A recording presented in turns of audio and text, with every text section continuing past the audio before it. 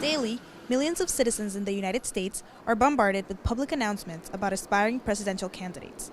In the last 10 months, 100,000 campaign ads have been shown in 1,500 primetime shows in 48 states. In cable news, for example, it's largely based on hate. That is, Fox News Channel's message is that Republicans need to hate Democrats, and MSNBC's message is that Democrats need to hate Republicans. And this extinguishes the possibility of meaningful dialogue between people. It imprisons voters. The hypothesis that this election will be the most expensive in the history of the U.S. is thus far very likely. Less than 2 weeks away from the Iowa caucus, over $100 million have been spent on publicity, and the campaign is only at the beginning.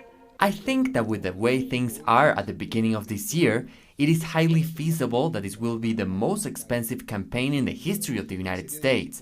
It will be difficult to put a final amount on this because that number will depend on how the campaign will evolve, especially for the Republicans, with the amount of candidates they currently have.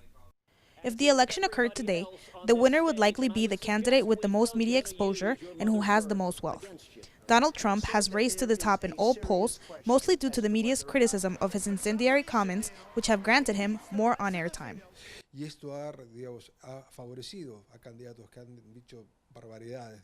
This has helped candidates who have said crazy things.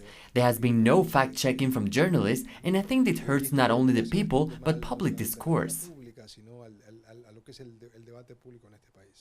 This exposure based on criticism has pushed aside the true debate of policy proposals between the candidates. Mr. Trump, thank you. You're paying attention to one thing because that's what they're telling you to pay attention to.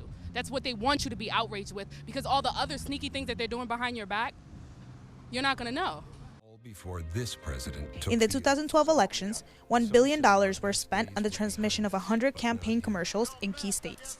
Bianca Perez, Telesur, Washington, D.C.